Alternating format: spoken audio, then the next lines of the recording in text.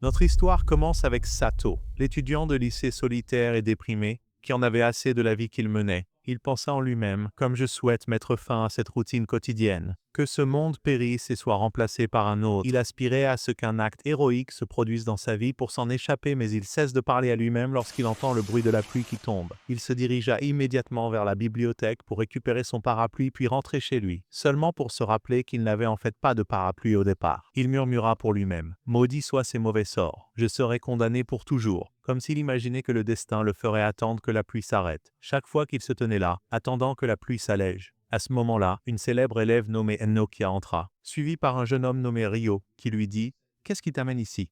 Tout le monde est parti, et tu es toujours là tout seul. » Sato leur expliqua alors son problème, en disant « Je n'ai pas de parapluie alors je ne pouvais pas partir. J'attends ici que la pluie se calme avant de partir. » Par conséquent, un parapluie de rechange lui fut tendu par Enokia, qui dit « Allez, mon ami, allons-y ensemble. » Et ainsi, tous les trois quittèrent l'école ensemble, discutant en chemin. Sato était émerveillé en disant « Comment se fait-il que deux des étudiants les plus célèbres de l'école me parlent avec tant de respect, connus pour leur succès, leur renommée et leur humilité? Je souhaite vraiment vivre comme eux. » Mais soudain, alors qu'il marchait, Ryo s'arrêta brusquement et dit « J'entends le son de cloche extrêmement forte dans mes oreilles. » Enokia entendit également les mêmes sons, et ils restèrent là, ensemble, dans la confusion. Sato répondit « Le son des cloches? Mais je n'entends rien. » Puis quelque chose d'inattendu se produisit. Un cercle magique commença à se former sous eux, les transportant soudainement loin de l'endroit complètement. Une voix leur dit « Voici ce que tu souhaitais, Sato, se réalisant sous tes yeux. »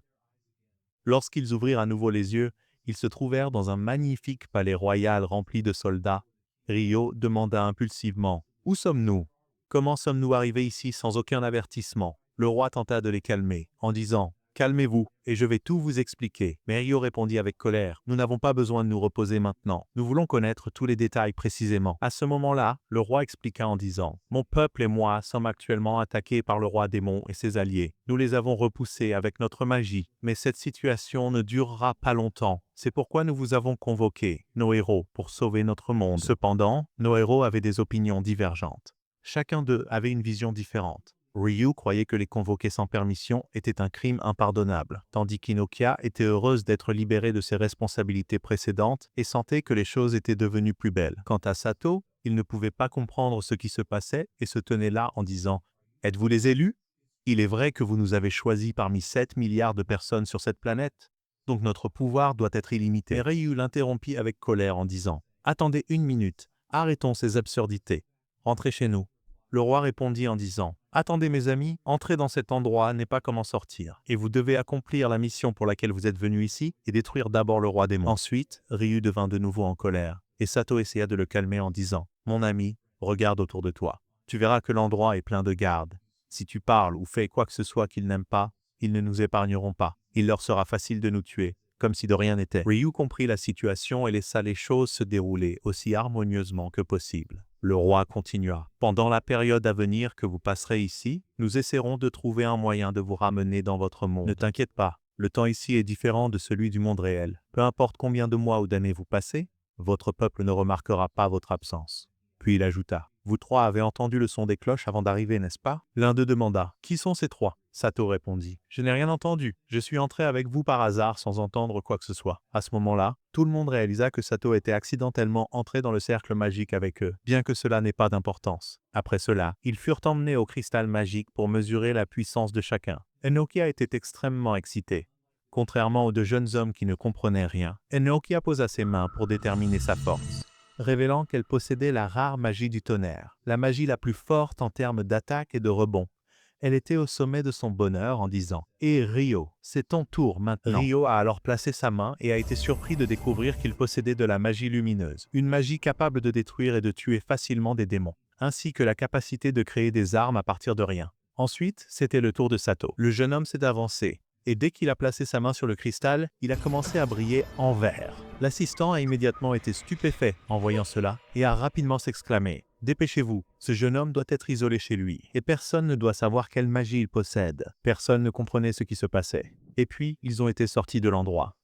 Plus tard, le chef des armées, Rose, est venu apprendre les types de magie que chacun possédait. Cependant, il ne voulait pas divulguer la magie de Sato. Ils lui ont dit que ce jeune homme était venu par erreur, ce qui était inacceptable, alors elle lui a demandé de laisser tomber l'affaire et de prendre une autre tâche. Avant de partir, Sato a demandé avec un sourire. Que signifie cette magie? La couleur verte indique-t-elle que c'est de la magie bestiale ou quoi? Rose a été stupéfaite lorsqu'elle a entendu la question. Elle s'est donc précipitée vers lui à travers la foule et l'a attrapé en disant « Ce jeune homme est d'ici et de là. Je vais personnellement faire l'un de mes soldats et l'entraîner aux rigueurs des batailles. » Certains se demandaient ce qui se passait, alors que le héros n'était pas censé être celui qui démontrait la capacité à tuer des démons. Cependant, Rose a interprété la couleur verte comme signifiant de la magie de guérison, une magie très utile pour soigner les blessés et d'une grande valeur lors des batailles à venir. Pendant que certains parlaient de Rose et de Froze, il était dit à son sujet qu'elle était terriblement stricte, insistant sur l'entraînement des soldats avec les exercices les plus durs pour les préparer à affronter des démons. Quant à Sato, il était anxieux et confus, incapable de comprendre tout ce qui se passait. Il ne savait pas ce que l'avenir lui réservait.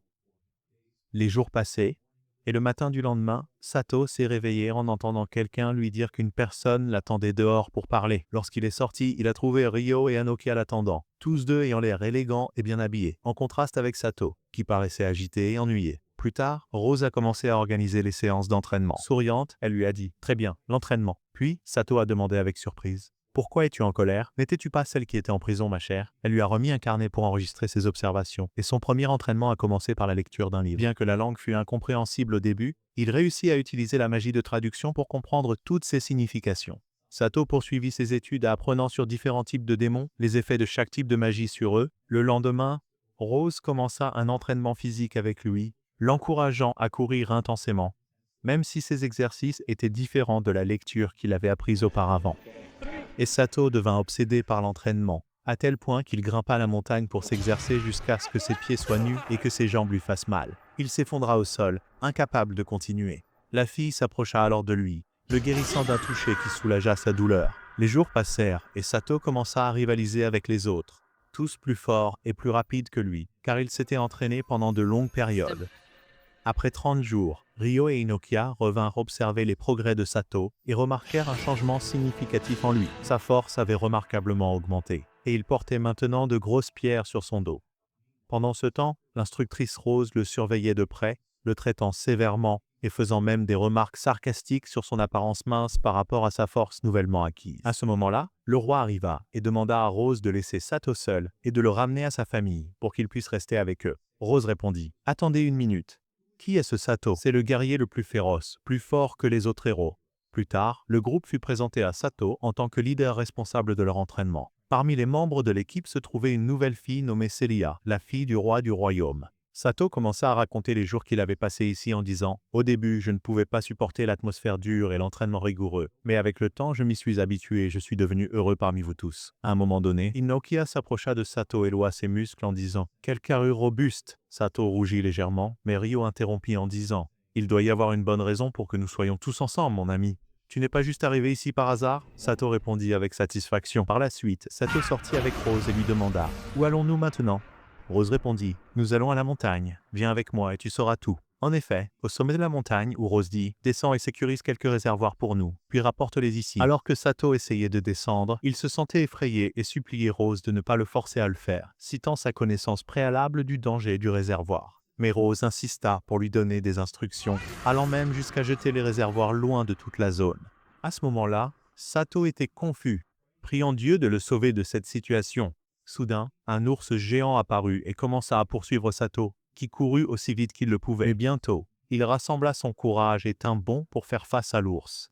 Malgré l'ours qui l'entourait de tous les côtés, Sato décida de s'échapper vers l'eau. Il plongea jusqu'à ce qu'il devienne difficile pour l'ours de l'atteindre. Après un moment, Sato émergea de l'eau et s'assit sous un arbre pour reprendre son souffle et contempler ce qui allait se passer ensuite. Plus tard, Sato se dit « Je dois chasser ces réservoirs et revenir aussi vite que possible pour ne pas rester ici trop longtemps. » Sur le chemin pour rejoindre les autres, il a rencontré un lapin qui semblait blessé, alors Sato a utilisé sa magie pour le guérir. Mais le lapin s'est accroché à lui et ne voulait pas partir, alors Sato a essayé de les séparer en disant « Je dois diriger ce lapin vers les prédateurs qui pourraient le manger, alors laissons-le ici. » Cependant, le lapin est resté à ses côtés, donc Sato l'a ensuite utilisé pour localiser les tanks. Le lapin l'a mené directement à l'emplacement de l'ours. où il les a trouvés dans un endroit entouré de petits lits qui n'avaient aucun effet sur eux. Alors il les a laissés et a bu de la mer, le lapin le suivant toujours. Au fil du temps, lors d'une nuit de faim, l'estomac de Sato a commencé à lui faire très mal, alors que sa magie de l'eau ne pouvait pas l'aider. Il a donc porté le lapin jusqu'à un étang d'eau douce. Mais tout à coup, juste au moment où ils y parvenaient à peine, le lapin s'est paniqué et a grimpé pour se cacher en haut de l'arbre. Il se demandait avec étonnement: que se passe-t-il exactement? N'as-tu pas peur de l'ours? Ou vas-tu craindre l'eau? Cependant, derrière eux se trouvait un énorme serpent, non mentionné dans le livre, apparaissant comme s'il avait soif de sang. À ce moment-là, le jeune homme a réalisé qu'il était impuissant à faire quoi que ce soit. Alors il a décidé de l'ignorer et d'avancer. Après cela, Sato s'est dirigé vers l'ours pour le chasser avec l'intention de le tuer. Mais à son arrivée, il a été choqué. Il a trouvé le corps abattu et déchiqueté partout. Il se demandait ce qui leur était arrivé. Et qui les a tués? Est-ce que Rose a fait cela? Cependant, ce n'était pas le cas, car ils avaient été tués de manière horrible, et il semblait que le serpent qu'ils avaient vu hier était le responsable. Sato s'est concentré et a regardé le petit ours encore vivant, ce qui a alimenté sa colère et sa tristesse pour sa famille disparue. Il a déclaré: « Je vengerai ce pauvre ours !» Il a demandé au lapin de le mener à l'emplacement du serpent. Puis ils ont fui, et le lapin a accepté. Ils sont arrivés chez le serpent, où le petit ours a été trouvé, cherchant à se venger. Sato s'est encouragé et a tiré une flèche qui a transpercé un des yeux du serpent, le rendant aveugle. Il a ensuite tenté de confronter le serpent en lançant une seconde attaque visant l'autre œil. Cependant, le serpent n'était pas du tout facile. Il a essayé de piéger Sato, mais ce dernier s'était préparé avec un couteau, ce qui a entraîné une grave blessure. Le serpent est devenu impuissant, pendant que Sato commençait à se sentir empoisonné par ses blessures. Mais il n'a pas perdu l'occasion et a immédiatement utilisé la magie de guérison sur lui-même, encore une fois, essayant de mettre fin au combat. Mais le serpent a réussi à contrer son attaque en essayant de l'achever avec une frappe de queue. Cependant, le petit ours est intervenu pour le défendre, et Sato a rassemblé sa force et a attaqué de toute sa fureur, jusqu'à ce qu'il tue le serpent. Ses forces magiques étaient épuisées, et il ne pouvait plus se guérir. Alors il s'est assis pour se reposer un moment. Soudain, le serpent s'est levé à nouveau, pendant que Sato ressentait l'abandon et commençait à blâmer Rose pour tout ce qui s'était passé. Il a dit: « Tu étais la cause de tout cela. Rien de tel ne m'était jamais arrivé auparavant. » Mais soudain, Rose est descendue du ciel en un éclair en disant: « Que se passe-t-il? Pourquoi es-tu si tendu? Je suis venu ici dès que j'ai pu. » Puis Rose a attaqué le serpent de toutes ses forces. Jusqu'à ce que toutes ses défenses s'effondrent en quelques secondes, Sato était stupéfait et lui a demandé avec étonnement: « Comment as-tu su qu'il y avait un danger? Et comment m'as-tu trouvé? » Rose a souri et a expliqué: « Te souviens-tu du lapin qui était avec toi? C'est mon animal de compagnie. Je l'ai envoyé veiller sur toi. Quant au serpent, sa force équivaut à celle d'une armée entière. Tu as réussi, mon ami, à l'épreuve lorsque tu as réussi à l'arrêter à ce moment-là. » Sato se sentait quelque peu rancunier que Rose lui ait offert la mort de sa propre main, mais elle a apaisé les choses en disant: « Ne sois pas en colère, c'est simple. » Puis elle a fait en sorte que Sato garde l'ours comme animal de compagnie et l'a emmené au sommet de la montagne. Rose lui a dit: « Fais attention, car tu es avec moi dans la guerre à venir. Les démons ne nous toléreront plus longtemps. » Sato a répondu: « D'accord. » Ailleurs, une nouvelle scène s'est déroulée alors qu'Amélie a parlé au roi démon, l'informant que l'attaque précédente était insuffisante et que les humains possédaient un grand pouvoir. En même temps, leur médecin les a informés que l'animal qu'ils avaient demandé était maintenant prêt, et celui qui était apparu sous la forme d'un serpent était le même serpent qui avait attaqué Sato plus tôt. Cependant, la différence était que la quantité de venin en lui avait diminué de manière exponentielle, ce qui signifiait que dans cet état, il gagnerait la guerre sans perdre un seul soldat. D'autre part, Sato mangeait la viande de l'ours qu'il avait nommé Bleu. Puis Rose est venue et lui a dit: « Nous avons cet ours ici, donc je dois le mettre à travailler avec nous. » Sato lui a demandé avec surprise: « Mettre un ours au travail? Comment cela nous profiterait-il? » Rose a répondu: « Je ne vais pas le mettre à travailler. Je vais te mettre à travailler. Portez immédiatement l'ours et traînez-le. Imaginez-vous sur le champ de bataille avec vos camarades blessés et vous devez les aider. Vous devez vous entraîner et être rapide pour sauver votre propre vie. » Ces paroles ne convenaient pas tout à fait à Sato, mais il ne trouva pas de place pour objecter. Il a donc commencé à s'entraîner avec Rose, qui a organisé un groupe de soldats pour agir comme les obstacles qu'il pourrait rencontrer. Les heures passaient et Sato continuait à courir pendant 4 heures consécutives sans fatigue ni ennui, jusqu'à ce que son corps soit épuisé et qu'il se penche sur le sol, incapable de bouger davantage. Il s'est assis pour se reposer un peu, puis a parlé avec Rose, et ensuite, il a pris son ours et est descendu explorer la ville. Là, les gens ont commencé à le regarder avec étonnement.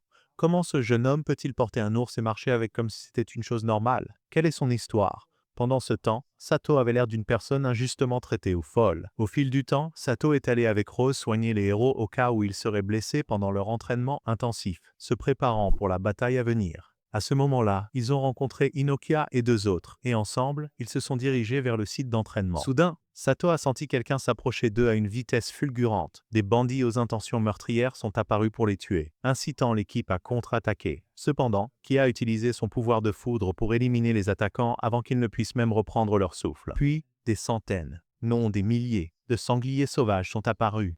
Les attaquants. Le petit ours a essayé de les sauver. Mais malheureusement, Sato a été frappé par un avion soudain tandis qu'Inokia était trop loin. Tous deux sont tombés dans la mer et Sato a perdu connaissance. Inokia a tenté de le réanimer et après un moment, il a repris connaissance. Ils se sont retrouvés loin de leur emplacement d'origine. Sato a dit « Nous ne savons pas comment revenir maintenant. La situation est devenue sombre. Donc, nous devons trouver un endroit avec des plans. » Ils se sont ensuite dirigés vers une grotte sûre pour se reposer, avec seulement la tâche de trouver de la nourriture restant. L'un d'eux a dit « Laissez cette affaire à moi, et ne vous inquiétez pas. » Elle est ensuite allée purifier l'eau avec de l'électricité, allumant immédiatement un feu, et a préparé le poisson. Tout le monde s'est assis pour manger, et au fil du temps, leur relation a commencé à se développer. Alors qu'ils étaient assis, des singes sont apparus avec un comportement aigu. Mais les apparences peuvent être trompeuses. Il s'est avéré que ces singes apparemment gentils étaient venimeux.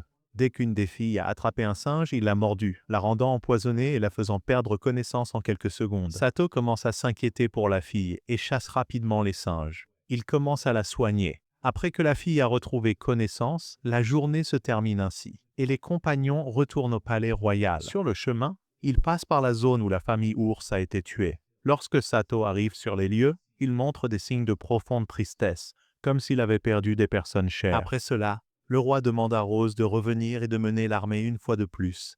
Mais Rose refuse, disant « Depuis la dernière attaque de démons contre nous, qui a duré 1 heure entière où j'ai perdu tous mes soldats tout en restant impuissante à les sauver, je ne mérite plus de mener des armées. J'espère que vous pourrez trouver un remplaçant pour moi. » Le roi essaie d'adoucir la conversation et lui dit « Laisse tomber, ce n'était pas entièrement de ta faute et nous n'aurions pas réussi ensemble sans toi. » Cependant, Rose exprime sa profonde douleur quand elle dit « Même si j'oublie, ma blessure continuera à me rappeler mon impuissance et ma faiblesse de ne pas avoir pu les protéger. Mais Votre Majesté, je vous assure que les choses seront différentes cette fois-ci, car nous avons de nouveaux héros avec nous.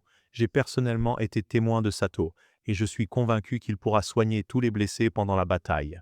Sato possède des capacités que personne d'autre dans la ville n'a, alors attendez et voyez par vous-même ce qui va se passer. Le roi exprime sa joie avec ces mots en disant « Eh bien, je ferai toujours confiance à ce que vous dites. » Et ainsi, leur conversation se termine sur cette note. D'autre part, les démons ont commencé à se préparer et à préparer leur équipement pour affronter les armées ennemies, qui étaient accompagnées d'un célèbre chevalier, connu sous le nom de Chevalier Noir, la figure la plus puissante après le roi, ce chevalier légendaire qui possédait des pouvoirs sombres infinis. En ce qui concerne la conversation d'Amelia avec le roi démon à propos d'une affaire de grande importance, un arbre géant était tombé du ciel, détruisant le pont sur lequel il travaillait. Amelia ne pouvait pas comprendre pourquoi ce tronc était descendu, mais tout le monde savait que Rose l'avait sorti de manière moqueuse et sarcastique avant de s'enfuir rapidement. Pendant ce temps, dans la ville, Satu livrait un message sur les ordres de Rose et se dirigeait vers une clinique privée de médecins. Là, il a rencontré la sœur cadette du médecin. La sœur de Satu, qui a immédiatement été reconnue comme membre de l'équipe de sauvetage, était appelée l'apprentie de Rose. Elle s'appelait Flora. Satu a demandé à rencontrer son frère aîné pour livrer le message, mais elle lui a dit « Alors s'il vous plaît, attendez un peu, et nous vous laisserons entrer plus tard. » En même temps, le médecin était profondément absorbé à traiter un jeune enfant, et Satu était émerveillé par la capacité de guérison du médecin, car cela semblait incroyablement au-delà de l'imagination, l'enfant était guéri en quelques secondes. Pendant ce temps, le médecin a remarqué que Sato et Flora regardaient par la porte. Alors il est allé leur parler. Sato a remis la lettre envoyée par Rose, et en l'ouvrant et en la lisant, il a été choqué d'une manière qu'il n'avait pas anticipée. Il ferma immédiatement la lettre pour que personne ne le remarque. Soudain, un étranger est entré, annonçant 3 blessures graves nécessitant un traitement immédiat. Le médecin a donné des instructions, et les 3 se sont rapidement dirigés vers le site de l'accident, où chacun a pris la responsabilité de traiter un patient. Sato était extrêmement tendu, car c'était la première fois qu'il traitait quelqu'un d'autre qu'Inokia et Ryo. Il l'a encouragé et lui a donné quelques instructions pour renforcer sa confiance. Alors Sato a commencé à utiliser avec succès son sort de guérison et à traiter le patient avec aisance. Après la fin du traitement, Sato a dit au revoir au médecin et à sa sœur. Ensuite, ils ont quitté la clinique. Avant de se séparer, le médecin a remis une lettre à sa sœur. En lisant son contenu, Sato a été profondément choqué par ce qu'il a vu. La lettre semblait avoir une immense signification concernant les notes mentionnées. Pendant ce temps, Rose discutait du contenu de la lettre avec Flora, tandis que Sato sortait acheter des fruits chez la vieille grand-mère. Juste à ce moment-là, la jeune petite fille de la grand-mère s'est approchée de Sato et a dit « Tu es le seul qui peut agir sur cette affaire. Regarde et vois ce qui va se passer. » Sato a plongé son regard directement dans le sien. Et là se trouvait le choc. Il a vu l'avenir de la guerre devant ses propres yeux, témoignant de la mort de tous ses amis à cause d'une seule personne, le Chevalier Noir. Sato était complètement abasourdi. La fille lui a alors dit « J'ai fini mon message. Maintenant c'est ton tour, mon professeur. Agis avec l'information que tu as. » Après cela, la fille l'a laissé et s'est éloignée, laissant Sato perplexe et incapable de traiter ce qu'il avait vu. Ses pensées se heurtaient alors qu'il se demandait « Devrais-je ignorer ces mots ou agir? Dois-je le dire à Rose pour qu'elle puisse prendre des précautions? Je ne sais pas quoi faire maintenant. » Son esprit vacillait dans l'hésitation avant qu'il ne se lance impulsivement à la poursuite de la fille pour demander plus de précision. Malheureusement, il ne pouvait pas la rattraper. Elle a disparu rapidement de sa vue. Ces mots résonnaient. « Tu es le seul espoir pour la survie de l'humanité. Nous avons tous confiance en toi », approfondissant sa confusion. Après cela, ils ont rencontré le chef des forces, et Sato a demandé la nationalité de la fille qu'il avait vue récemment. Le chef l'a réprimandé en disant qu'ils sont appelés les êtres de lumière de l'humanité, et qu'ils sont extrêmement rares, possédant des capacités extraordinaires qui leur permettent de voir l'avenir dans tous ses détails. Sato a posé des questions à leur sujet. « Où puis-je les trouver ?» La fille a répondu. « Les êtres justes de l'humanité vivent dans un autre monde, un monde complètement différent du nôtre, et ils ne peuvent être rencontrés que si une grande tragédie se produit.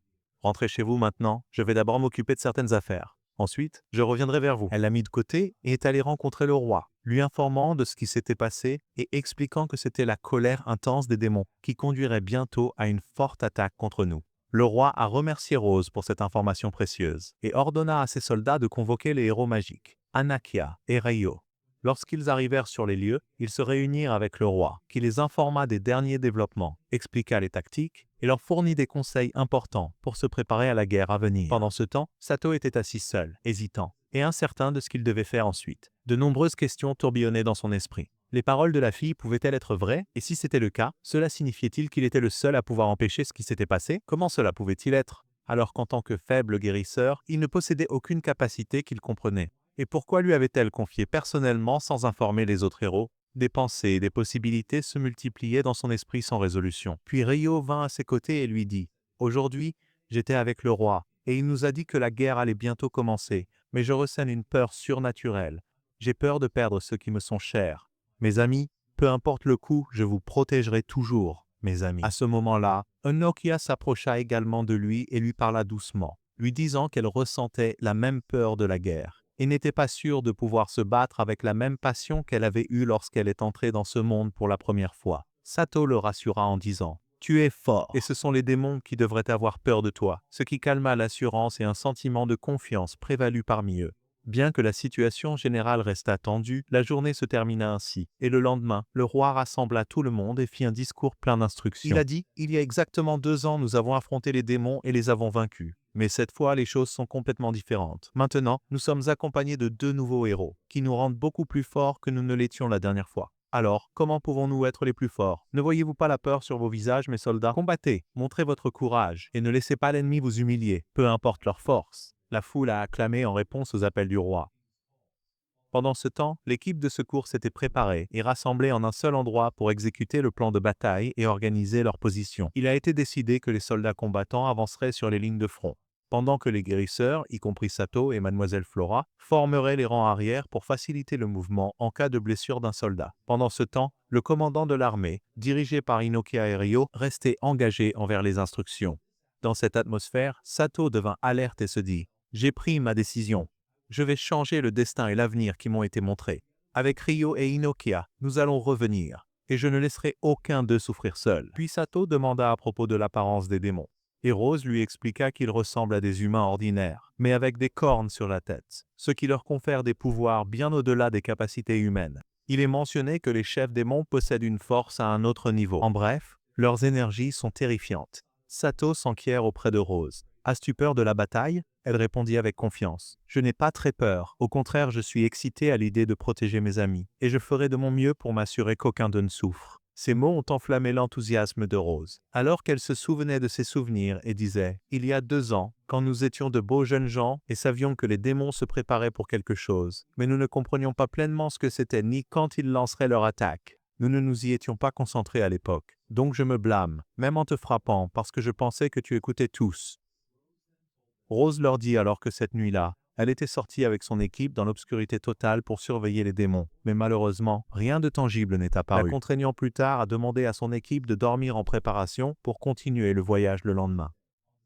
Le deuxième jour, ils continuèrent leurs recherches jusqu'à ce qu'ils trouvent des traces de griffes d'animaux, confirmant que cette zone appartenait aux démons. Cela coïncidait avec la vue des démons chassant brutalement des cochons, le démon lui-même ayant eu la chance de les apercevoir et commença à proférer des mots cryptiques pour les intimider. À ce moment-là, Sato était extrêmement confiant en lui-même et décida de protéger tout le monde. Il chargea rapidement en avant avec la puissance du vent. Cependant, l'effet du vent était faible contre lui, et il ne pouvait pas l'éviter, subissant quelques blessures. Il se trouva entouré de couteaux taillés de différentes tailles, alors que le démon se penchait sur lui, attaquant et disant « Il n'y a aucun moyen que tu sortes vivant de cette bataille ». Mais son moral ne l'a jamais quitté, et la bataille a basculé d'un côté à l'autre. Rose a attaqué le démon de toutes ses forces, mais ses attaques étaient exposées et futiles, entraînant des blessures à ses yeux. Elle ne pouvait pas guérir ses blessures, car l'épée utilisée contre elle était maudite. Rose essaya d'attaquer à nouveau dans la colère, mais le démon lui infligea un puissant coup à la jambe, faillit lui coûter la vie.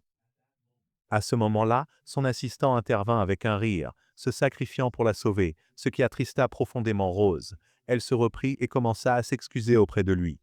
Incapable de croire que tout cela était arrivé à cause de son imprudence, le diable sourit avec mépris en disant « J'appréciais me battre contre toi, mais tu semblais trop faible. » À mesure que la fin approchait, le combat s'intensifiait.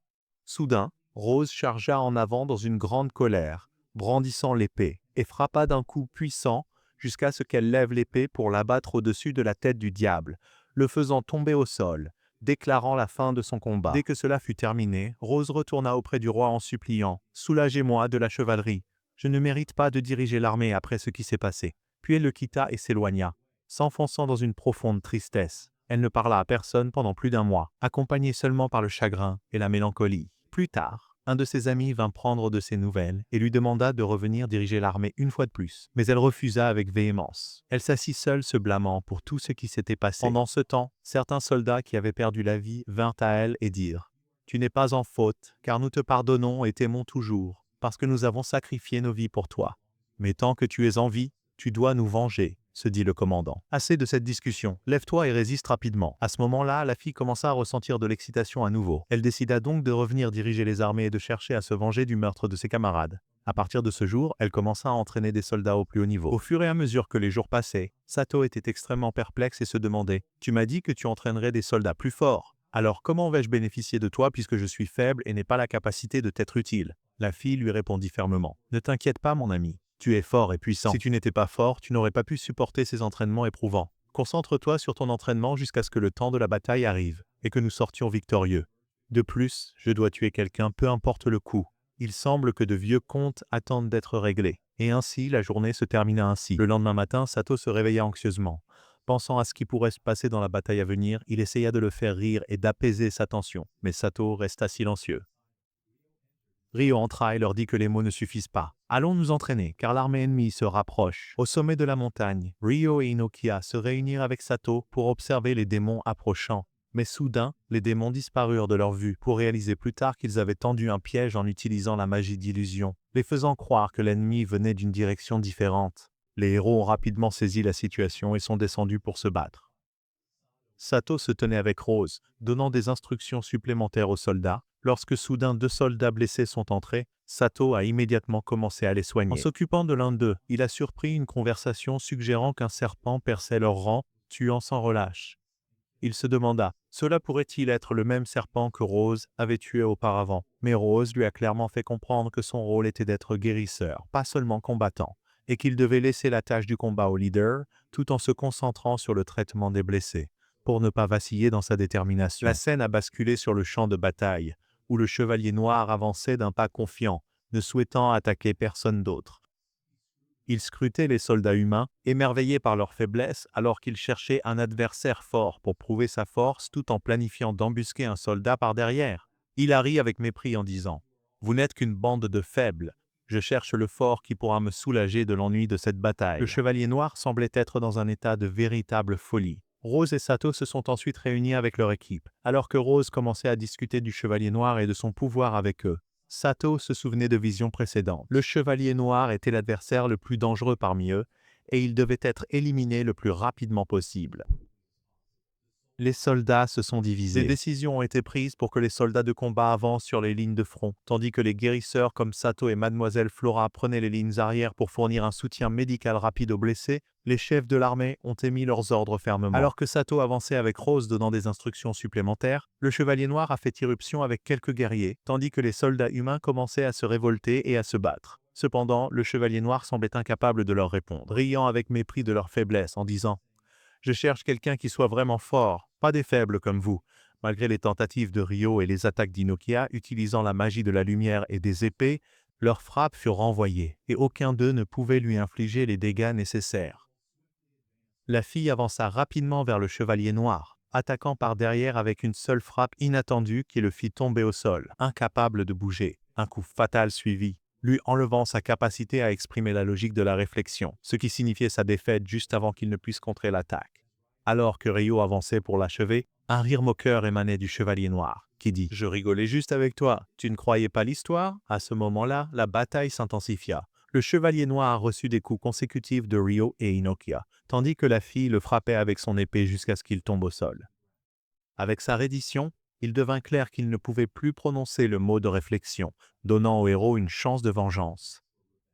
Poussé par sa colère, Sato avança, appelant le chevalier noir en disant « Viens à moi. Penses-tu que tu peux tuer mes amis pendant que je suis ici? Je serai celui qui te finira maintenant. » Avec cette escalade, des sentiments de colère et de détermination s'enflammaient dans le cœur des héros, et ainsi la bataille de la vengeance commença. Les forces se ruèrent contre le chevalier noir dans une tentative de changer le destin et de sauver leurs amis. D'un seul coup, il envoya le chevalier voler loin.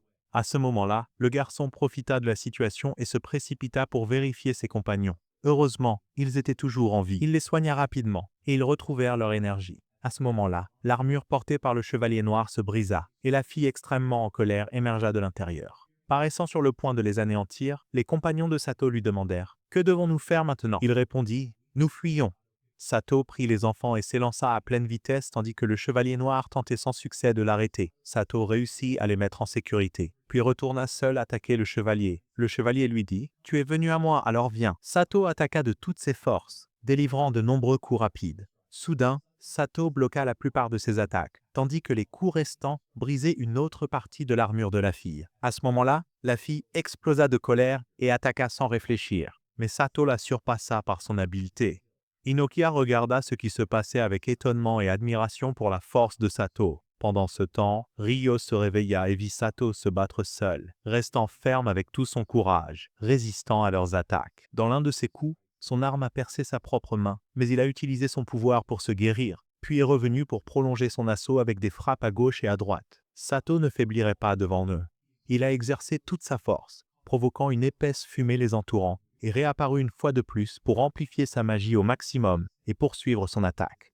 Soudain, la fille a volé hors de sa vue, car elle ne comprenait plus rien. Sato a saisi cette opportunité et a attaqué la fille avec une intense agressivité. Mais elle a soudainement révélé son Yalta démoniaque et a créé un violent tourbillon dans la zone, la repoussant loin de lui. L'épée de la fille a doublé de taille, et après que Sato ait confirmé la sécurité de Ryo et regagné sa confiance, il s'est préparé à une puissante attaque. Sato s'est avancé vers la fille avec courage, et le chevalier l'attendait avec colère. Ils ont échangé des attaques de manière insensée, chacun frappant l'autre de toutes les directions. Leurs forces étant égales, tous deux ont déployé leurs efforts les plus intenses dans la lutte pour leur peuple. La rage de Sato grandissait, augmentant sa puissance de plus en plus jusqu'à ce qu'il réussisse à briser sa défense et à l'atteindre pour frapper de toutes ses forces, à droite, à gauche, et des coups venant de toutes les directions sans pitié. Il l'a attaqué, utilisant toute sa force, et à la fin, il l'a bravement vaincu. Lorsque les démons ont vu que leur chevalier le plus fort avait été vaincu, ils se sont retirés et se sont rapidement éloignés du champ de bataille, murmurant « Connaissez vos limites, lâche !» Sato s'est ensuite tourné pour s'occuper des blessés, et ils l'ont tous remercié pour ce qu'il avait fait. En même temps, les héros voulaient éliminer le serpent géant qui menaçait la sécurité des soldats. Sato ne souhaitait pas continuer à se battre avec eux, mais Rose lui a dit « Dis-moi comment tu as réussi tout cela. Laissez les héros s'occuper du serpent. » Le garçon comprit son sens et les appela, puis partit avec Rose vers les terres maudites. La nouvelle de la défaite du Chevalier Noir et de sa capture en tant que prisonnier de guerre parvint aux oreilles des démons. Mais Amelia ne pouvait pas croire ce qu'elle entendait. Elle a demandé au plus fort parmi leurs soldats si c'était Rose qui avait fait cela, à quoi il a répondu. Non, c'était un garçon dont les capacités de guérison surpassent de loin celles de Rose. Son pouvoir est illimité. La fille trembla en entendant cela et décida de retirer ses troupes pour éviter d'autres pertes, en disant « Sache cela, tu fais face à un seul côté. Les démons ne connaissent aucune limite et restent arrogants. D'un autre côté, les héros ont vaincu le serpent. » Et Rose a remercié et loué Sato pour ses efforts énormes dans la bataille. À ce moment-là, le garçon pleura et dit « Je pensais que j'étais inutile pour toi et tes conseils. Surtout les mots que tu m'as un jour dit. Sois un leader, car l'histoire ne se souvient pas des soldats. Ces mots ont changé ma vie. » Il continua à pleurer pendant un moment, jusqu'à ce que l'épuisement le surpasse. Le garçon fut ramené chez lui, et le lendemain matin, le roi récompensa les héros et reconnut enfin Sato comme un héros. À ce moment-là, le garçon rit pendant que Rose le frappait, en disant « Aie un peu de respect pour toi-même. Tu es devant le roi du pays. » Puis il se tourna vers Bulot et lui dit « Toi, bien sûr, tu ne bouges pas beaucoup de ta place. C'est comme si tu mangeais sans bouger. Et même maintenant, tu ressembles à une pastèque coincée à un endroit. Je devrais te faire courir un peu. » Le garçon était au summum du bonheur. Mais ensuite, l'un des suiveurs de Rose vint l'informer que le roi voulait le voir maintenant. En effet, le garçon se mit en route, et pendant son voyage, il trouva tout le monde se rassemblant autour de lui pour le remercier pour ce qu'il avait fait pour eux, lui présentant même des cadeaux en retour de les avoir sauvés. Le garçon arriva au royaume et rencontra le roi en disant « Je veux que vous interrogiez le chevalier que nous avons capturé et que vous extrayiez toutes les informations sur les démons d'elle. Je sens que son apparence suggère qu'elle est forcée de faire ce qu'elle fait, » répondit le roi. Il est vrai qu'elle fournit des informations facilement, mais jusqu'à présent, nous n'avons rien gagné d'elle. Et ne t'inquiète pas, la fille a demandé à te voir elle-même. Le garçon dit « D'accord » et se mit immédiatement en route avec Aniokia vers elle. La fille lui a suggéré « Je voulais te voir, je voulais voir la personne qui m'a vaincu. » À quoi il répondit « Je sais que tu souffres et que tu es en douleur au plus profond de ton cœur. Alors laisse-moi t'aider et comprends pourquoi tu fais tout cela. » Au début, la fille était hésitant à parler, mais Sato la tient, enlève son armure et soigne ses blessures. Ainsi, la fille retrouve son moi normal après avoir été hésitante à parler. Alors, il appelle Rose et entre dans sa chambre, lui disant « Tu as deux choix. Tu dois choisir ce qui te convient. Soit être prisonnière et rester dans la cellule jusqu'à la mort, soit me suivre et prêter allégeance aux armées humaines. Bien sûr, le choix t'appartient. » La fille choisit la deuxième option, et ensuite, Rose l'emmène chez elle et l'informe qu'elle doit s'entraîner avec Sato tous les jours. Plus tard, Rostad est informée qu'elle participera à une mission d'exploration avec l'armée aujourd'hui, et en chemin, elle passera par les royaumes restants et les incitera à se préparer pour la bataille à venir. Le jeune homme lui dit « Puis s'en va », mais en chemin, il rencontre Enyoshia, qui s'avère l'accompagner par coïncidence. En chemin, il rencontre également la petite fille qui lui avait auparavant montré l'avenir. Et elle lui dit « Je veux que tu me rendes la faveur que tu m'as faite. » Le jeune homme se réjouit en la voyant et dit « Demande ce que tu veux, ô demoiselle, car c'est toi qui as sauvé le monde, pas moi. Si tu désires une étoile du ciel, je te l'apporterai. » Elle répond « Non, je n'ai besoin d'aucune étoile ni de quoi que ce soit. Seule ma mère est malade et a besoin d'un traitement urgent. Je veux que tu viennes et que tu la guérisses avec tes capacités, » dit le jeune homme. « Très bien, mais à condition que j'en apprenne plus sur ton monde, ô demoiselle. » Elle commence à raconter des histoires sur le monde des monstres et lui dit « Il semble que tu aies besoin de ma compagnie. Je vais te faire une visite. » Le jeune homme se réjouit alors et lui dit « D'accord. » Et ici se termine le premier épisode de notre anime. Si cela t'a plu, n'oublie pas d'aimer et de t'abonner, et que le nombre de likes pour cette vidéo atteigne plus de 2000 afin que je puisse continuer à télécharger des épisodes. Au revoir.